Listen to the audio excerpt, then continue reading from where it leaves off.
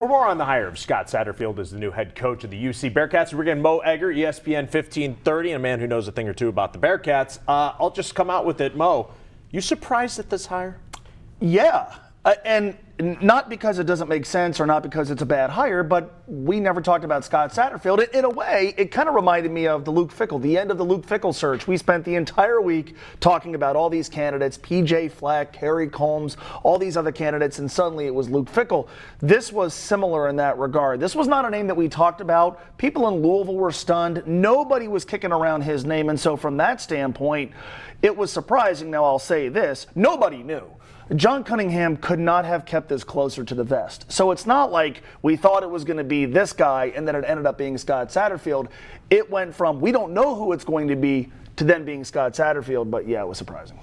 I was surprised because I guess thinking back, he fits all the bills of what they want. An offensive-minded coach, sitting Power 5 coach, knows what it takes to win at the Power 5 level, recruit at the Power 5 level, but I guess I think a lot of UC fans were tantalized by the Dion saga, by a lot of these other big names that were out there. Is this the best that the Bearcats could do? Well, I think if the criteria was head coaching experience at the Power 5 level, really not that many names that, I've heard from a lot of people who say I'm underwhelmed or I don't like the hire, but okay, then who is it going to be? Understanding what they wanted was a coach with head coaching experience. We can debate whether that should have been a criteria, but it was somebody at the Power 5 level and somebody who comes from the offensive side of the ball. They wanted that. I think this program's offense could use a little punch. Understanding that that's what it appears they were looking for. If it wasn't Scott Satterfield, who was it going to be? People kind of rolled their eyes at the MAC guys, right? The Kent State coach, the Toledo coach, the Buffalo coach, linguist, which that name got a lot of traction a week ago. If it wasn't going to be those guys, then it wasn't going to be Scott Satterfield. And you wanted somebody with P5 head coaching experience. Who was it going to be? Matt Campbell apparently took his name out of the running. So who was it going to be if not Scott Satterfield? So now that Scott Satterfield is here, I think watching the Louisville program from afar, I mean, he went 25-24 in 4 years, losing record in the ACC, 15-18. The ACC can be really tough. He never beat Kentucky, never beat Clemson, 3-7 versus the top 25.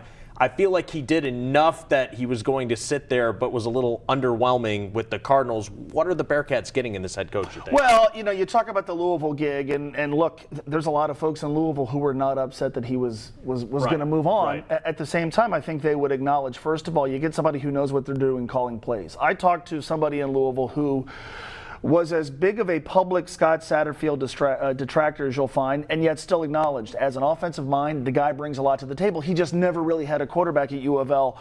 I don't know if I'm going to judge him solely by what happened down there. I'm not sure he was set up for success. And I'm not down there, and so folks closer to that program can refute that. I'm not sure he was really set up for success. What you're getting is you're getting an offensive guy. What you're getting, and I think this is important, and this was talked a lot about on Monday, he has overseen the transition from one level of football to another. He did this at App State. His App State record was incredible. They made the jump from FCS to FBS. Now, it's not apples to apples, that jump to what UC is going through, but it's a significant level of competition.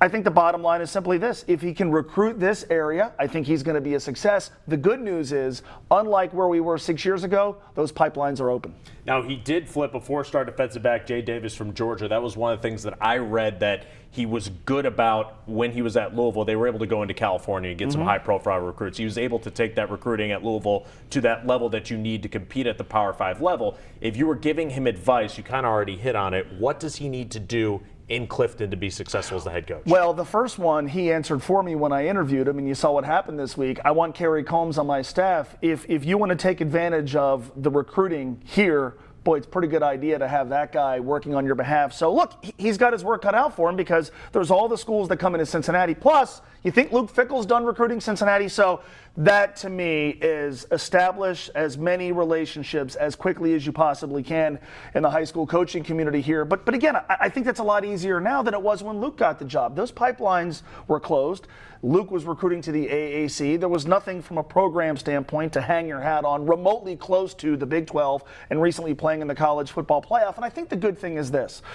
He talked a lot about NIL. And I think sometimes that term gets thrown around. We're still trying to figure out what the world of NIL is going to look like. He feels like it seems to me like at least, he has a pretty good grasp of that. And that class he had at Louisville for 2023, highly regarded. Again, not kids from this area, but tied very closely to NIL opportunities there. It's obviously something the school is focusing on. He seems to have a grasp of how that's going to work moving forward. And if you take that and build upon it with the kids here and take advantage of those pipelines that are open, yes, I think he's going to have success. It is a new era for the Bearcats. It's the same old Mo Egger on the Sports Authority. I don't know if that's good for anybody.